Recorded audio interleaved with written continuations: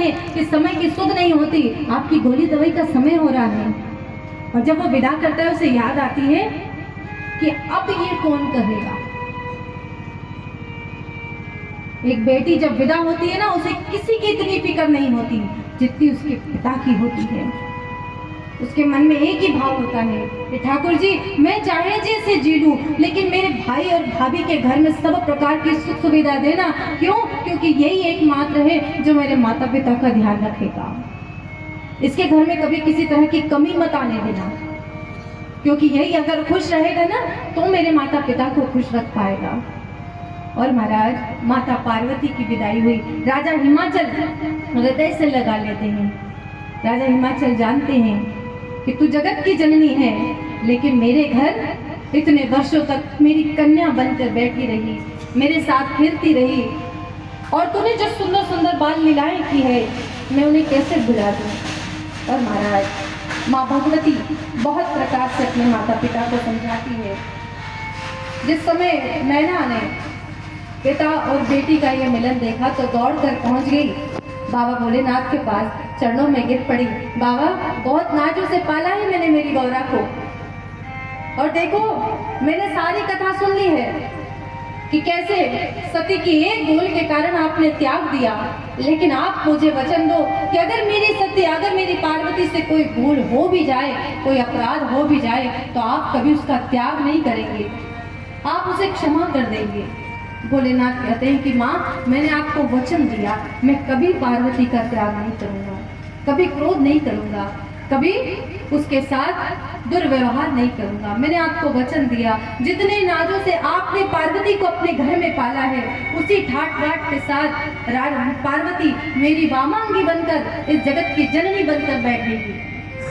और महाराज, माता पार्वती और बाबा भोलेनाथ विदाई होती है। श्री जो हिमाचल राजा कई प्रकार का दहेज देते, लेकिन हमारे बाबा सब मना कर देते, कहते मुझे इन सब चीजों की आवश्यकता नहीं है। महाराज, माता पार्वती को लेकर बाबा भोलेनाथ कैलाश पर्वत की ओर चलने लगे।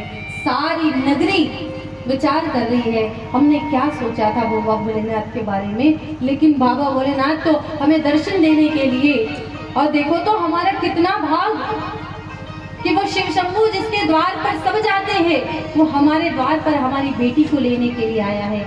महाराज, बेटी के पिता के आगे सब, बेटी का पिता सबके आगे झुकता है। जिस समय राजा जनक झुके दशरथ जी के आगे, दशरथ ने हाथ पकड़ लिए, प्रभु आप क्या कर रहे हैं। दाता कभी याचक के सामने झुकता नहीं है, आप दाता हैं, आप देने वाले हैं, मैं याचक हूँ आपका, आप दाता हैं, मैं याचक हूँ, आप मेरे सामने मत झुकिए। मैं आपके सामने झुकता हूँ क्योंकि आपने मुझे 4 अनमोल रत्न दिए हैं। जैसे कहा महाराज, इधर श्री बाबा भोलेनाथ और माता पार्वती कैलाश पर्वत की ओर, और जहाँ कैलाश पर्वत पर धूमधाम से स्वागत हुआ। एक समय वो था जब सती की विदाई हुई, तो वो जिस दिन इस धरा को छोड़ कर गई या देह छोड़ी, उस दिन वापस आई थी। पार्वती की विदाई हुई तो पार्वती कभी मायके गई, ये कथा कहीं आती नहीं है, लेकिन अब वो समय आ गया है कि घर से बेटी की विदाई हुई नहीं, इतना बड़ा साथ में दे देते, गांव बाहर भी नहीं पहुंचती, और माँ बेटी की बात शुरू।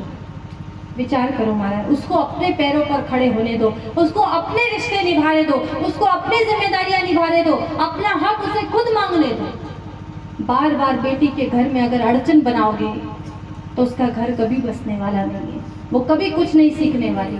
जिस प्रकार से भोजन बनाना कोई बेटी सीखे, तो खड़ी खड़ी अगर देखती रहेगी तो कभी नहीं बना पाएगी, लेकिन कभी कभी हाथ भी जलाना पड़ेगा, कभी कभी पैर पर भी सामान गिरेगा, कभी कभी चाकू से काटते समय हाथ भी कटेगा, लेकिन इन अनुभव के साथ एक दिन वो परिपक्व हो जाएगी, ताकि एक दिन 50 लोग भी घर आ जाए तो उसकी माँ को चौके में जाने की जरूरत नहीं है, मेरी बेटी सब संभाल लेगी। मैंने कल भी निवेदन किया था, बेटी को दहेज में कार मत दो, उसके भाग्य में होगी, और अच्छा वर तुमने चुना होगा तो वो खुद उसे 2-2 कार में बिठाकर घुमाएगा, लेकिन संस्कार नहीं दिए तो मारा उसके घर में जो कार है वो भी बेचनी एक दिन पड़ जाएगी। बाबा भोलेनाथ माता पार्वती के साथ पहुंचे कैलाश पर्वत। और सुंदर भाव के साथ उनकी स्तुति हुई है। हम और आप भी उस सुंदर छवि का दर्शन करते हुए स्तुति करें और कहे नमः शिवाय, ओम नमः शिवाय।